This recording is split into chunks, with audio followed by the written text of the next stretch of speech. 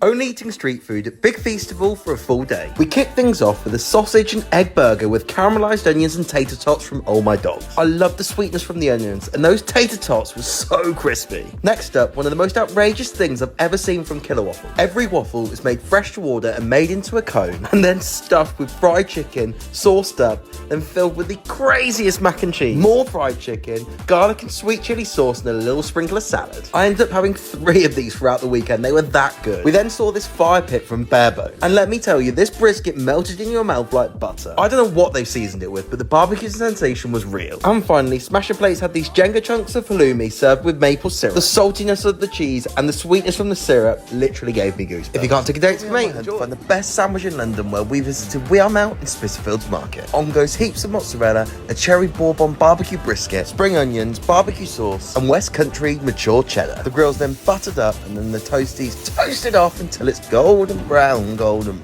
And just when you thought things couldn't get any better, it's served with a pot of gravy. But we're not done yet. This is the New Yorker. On goes sauerkraut, a 10-hour smoked pastrami, pickles, and Emmental cheese. And just look at these beauties together. They're like husband and wife. Let's start with brisket. The beef is so tender, and I love the tanginess of that barbecue sauce. It's so sweet, and I love how thick the gravy was. The pastrami on the New Yorker was perfectly cooked, and I love the nuttiness of the Emmental cheese. And that French dip, though, it was creamy, it was zingy, it was everything you wanted and more. If you can't take a date to me, join me on my hunt to find the best street food. Episode 3, Burger Taco Edition. Every Tuesday, Bill or Beak have a secret menu item, which is a smash burger taco at their stall in Camden. Warning, this shit's addictive. Those juicy beef patties are smashed into a taco and then topped with American cheese. I love how the beef fat renders into the taco and just bubbles up. These tacos are then hit with a crazy please burger cheese sauce, white onion and lettuce. Just look at that sizzle. I'm gonna retire. These should actually be illegal. They were that feckin' delicious. You see these trends go viral and you think, are they actually gonna be that good? But I'm telling you people, this was redonkulous. The taco goes all crispy as the fat begins to dry out. Just listen to the crunch test.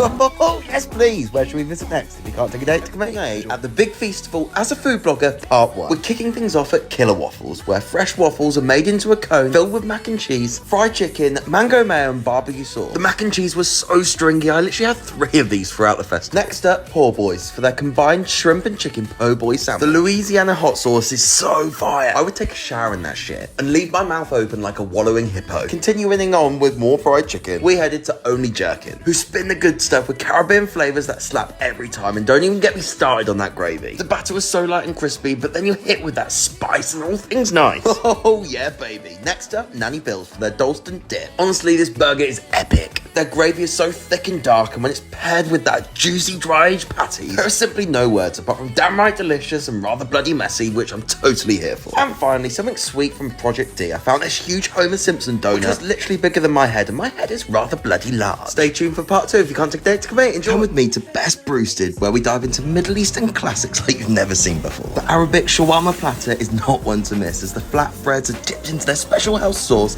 lit up and filled with a succulent marinated chicken. This one got me excited just watching the shawarmas being made. They've also got their rotisserie chickens, which are served with hand-cut chips and served with more sauce, as well as their fried chicken option, which is injected with more sauce. Oh my god, just look at that. That is what one might call a mouth wobbler.